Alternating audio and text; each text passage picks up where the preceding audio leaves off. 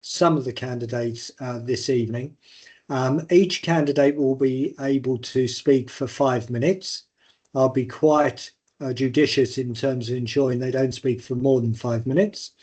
And if members of the public want to ask any questions, if they can use the chat function, it will allow me to ensure those questions are asked and answered. We are expecting one more candidate, Kieran Toner, to join us. We have had apologies though from David G, but at the moment Kieran isn't with us, but nonetheless we will start the process in just a moment. Can I ask individuals to keep their cameras on, but the microphone's muted so that we don't get any background noise. And so I think without further ado, the first of our governor candidates to introduce themselves is Andy Petrel. So Andy, over to you. Thank you very much, Russell. Good evening, everybody. As Russell said, my name is Andy Petros, and I'm delighted to be able to chat to you for 5 minutes exactly on the reasons I'd like to be re-elected as a governor for East Stratford and borders.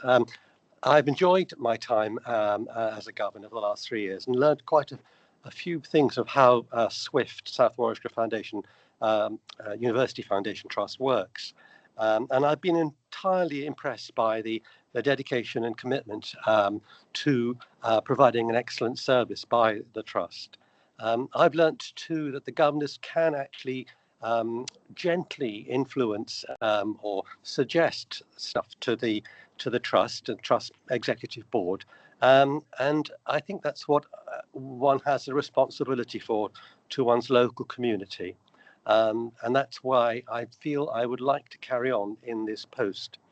Some of the examples that I was impressed with over the year, 3 years that I've been a governor, is that, for instance, we, as a whole body of governors, undertook an audit of the Accident and Emergency Department, how it functioned, how it performed for its users, and how they were welcomed, how long they had to wait.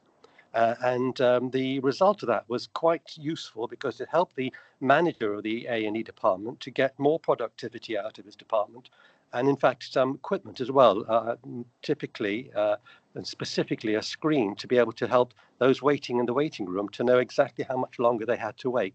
Small things which don't seem very important are actually very consequential, and it's the sort of thing that governors can influence by, as I say, asking gentle questions with gentle nudges.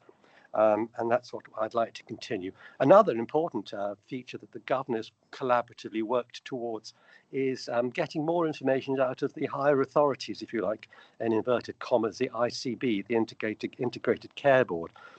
Stroke data is very important, as we all know, and it was slightly not forthcoming from the ICB, from our local trust. But by going to the ICB and one of our governors attending the local meeting, we were actually able to extract that sort of information, which was actually very useful.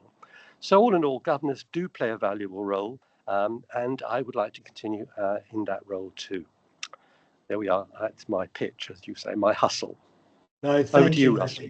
Andy, you've got a couple of minutes more. In your nomination documentation, you talked a bit about your background. Just for members of the public, do you want to talk about your professional background and your involvement in the NHS? I think that would be helpful. Sure, I was avoiding nomination data, but by all means. So yes, I have actually spent about 40 years in the NHS in various roles, particularly managerial roles, running departments and providing services within rather large trusts. So I have a significant degree of how the NHS works. I know its infrastructure, and I know how to contribute towards that. Andy, thank you very much. I don't have any questions at the moment. We'll maybe come back to that later. So I was expecting Kieran Toner to be on the call to be able to introduce to members of the public. It's now 7:05. He's not with us presently. He may come a little late. So I will move on then to the second governor candidate, our current lead governor, that's Mike Wells. Mike, over to you. Thanks, Russell. So I've been a governor now for 7 years and lead governor, as Russell said, for the last, over that period of time, I've averaged about 100 hours a year, participating in meetings alone, and probably a similar amount of time either reading or writing papers to support those meetings. And this has increased in the last year as lead governor, because I've been chairing the General Purposes Committee, which determines the details of the year's business for the Council of Governors. Attend a range of other meetings that are available for all governors, so monthly board meetings, quarterly foundation group meetings, and then monthly updates that we have with the Neds and Russell, which actually was at 4 o'clock this afternoon. So Russell and I have come a hot foot from there. And I also participate in the Council of Governors meetings, where I report on 3 agenda items, and I attend the round table, which is a face-to-face meeting with the Neds and the execs. This year I've also run the election induction group with Sarah and Sue, who you can see online there, which pulled together all the paperwork that's made this election happen. In terms of trust voting meetings, I'm on the project board for the Ellen Badger Hospital redevelopment here in Shipston, which is where I live, as the governor representative. And in support of that work, I attend a range of meetings and public spaces like the Shipston Community Hub to help me gather opinions on what the community are thinking and the way that they'd like to see things develop. Also attend Star Health and Wellbeing Partnership meetings, and have done so since their inception meeting, actually, where I represented SWFT. And that's an umbrella organisation which covers about 40 voluntary and public organisations, including SWFT, ensuring local initiatives complement rather than duplicate each other or fill gaps. So both the redevelopment of the hospital here, the General Purposes Committee, and the election and induction working group are then reported by me at the Council of Governors, the next one of which is on the 13th of February, which is the last day of voting, I think. In terms of representing the public, I've regularly passed on feedback that I hear, quite a lot I get when I'm out walking the dog. And the latest one I'm about to raise is a young mother who turned up at Warwick for a paediatric allergy clinic, only to be told it wasn't on, and she was the 4th person of the day to turn up. So obviously something's gone wrong there, and it's really important at this point to remember that every contact creates a perception, and in this case it wasn't a great one. Luckily there are some positive ones to feedback as well. So yeah, I really would like to be re-elected, because I want to see this hospital open in Shipston, which is targeted for June this year. So yeah, thank you very much for your time. Thank you, Mike. Again, Mike, you've finished within your 5-minute allocation. So, you know, some members of the public may not have read the documentation you put forward. So just for a couple of minutes, do you want to describe your professional career, which led you to an interest in becoming a governor? Yeah, sure. So I was an IT program manager that started at very junior, but started in automotive in the Rover Group factories, and then just before they closed, moved on to the NHS account. And by then time I've been 2P'd into, I think, CSC, and we were the supplier for the excuse me, electronic patient record at Warwick. So yes, I worked at Warwick for 3 years as a supplier, and then spent another 3 years doing or trying to do similar at Kettering. Then did some secret stuff that I'm not allowed to mention, and then retired, at which point there was a governor by-election, which I investigated and went to the board meeting and ended up joining. So yeah, lots of IT experience. So. Thank you, Mike. So I think members of the public will have heard from both Andy and Mike that their professional backgrounds mean that they are good candidates, so to speak, in terms of standing for election. Kieran Toner hasn't arrived yet, so I'll turn to members of the public who are on the call. Is there anything you'd like to ask the candidates? Apologies, I can see one of you are have the name Mike. The other one is just coming up as AM. So apologies. Okay, Anne, apologies. So Michael, Anne, do either of you want to ask a question? Yes, good evening. If that's possible, please. Of course, Mike. Okay, then fine. I'll prepare 3, if I may ask.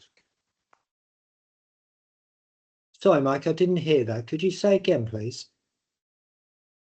Yes, I've prepared 3 questions, if I may ask. Of both course. candidates, please. Yeah. Can you do one Right. question at a time, Mike? Otherwise, I get lost. Yes, of course. No problems at all.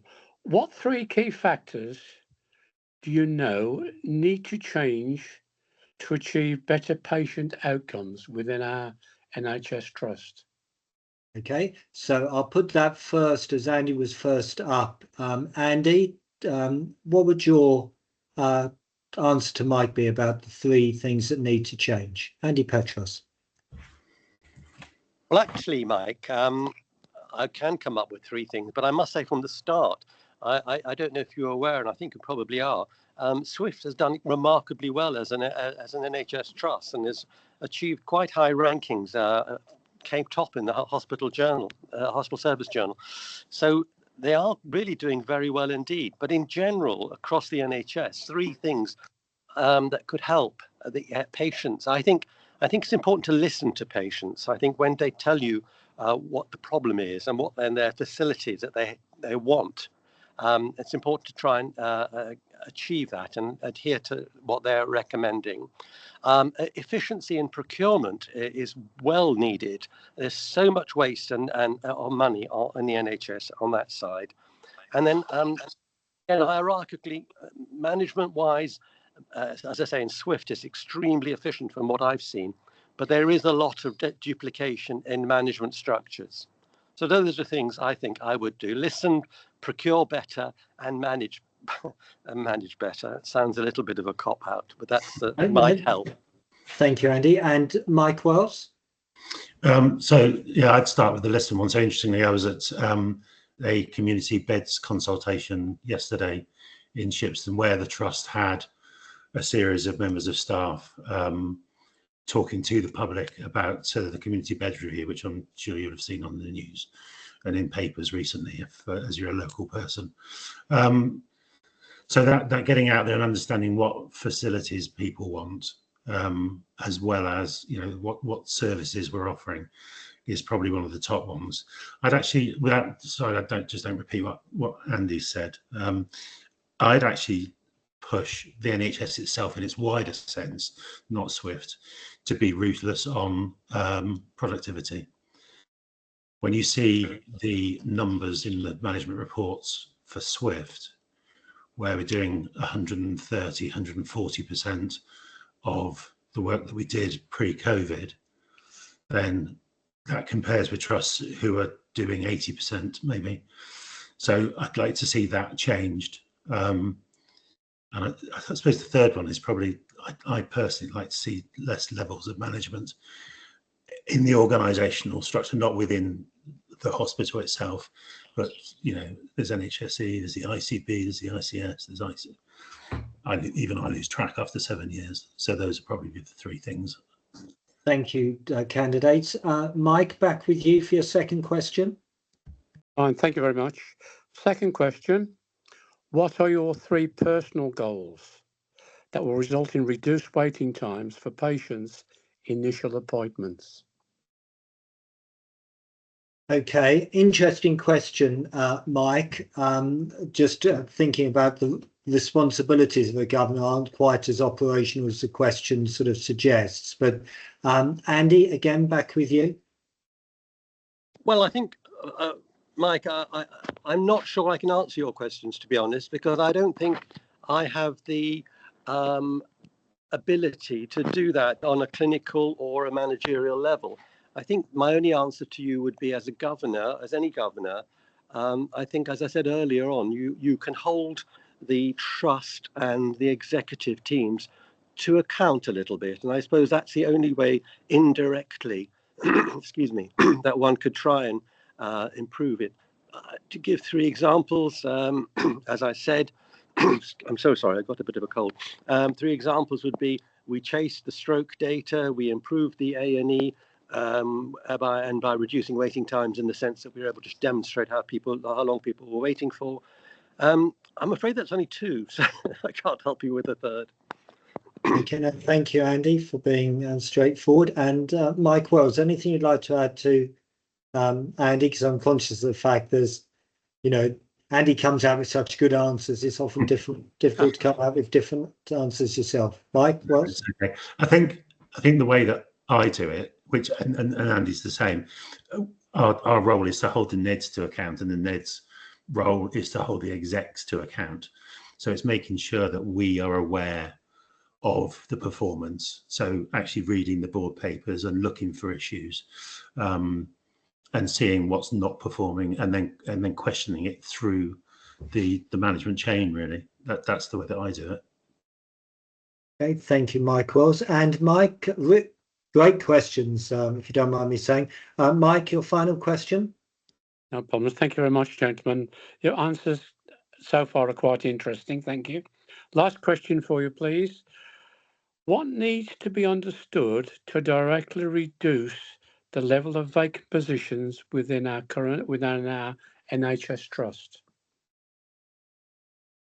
Okay, again, great question, Mike.